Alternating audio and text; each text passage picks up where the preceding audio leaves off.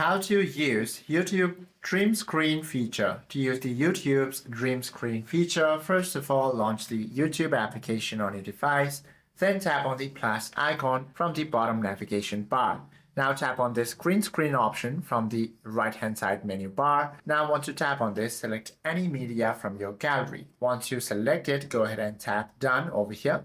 You should be able to find this star-like icon on the top right corner. You simply have to go ahead and tap on this. From here, you can now go ahead and tap on this describe your idea button and then proceed to stylize it or simply input your text prompt. And you can also choose and animate your own choice by using the image. You can access the photo to video tab to create clips. Now you simply have to go ahead and once you're done creating, head backwards and tap on this big red circle to record yourself. And once you're done, go ahead and tap done to post it. Hope this video helps you out a lot. If you have any questions or queries, do comment down below.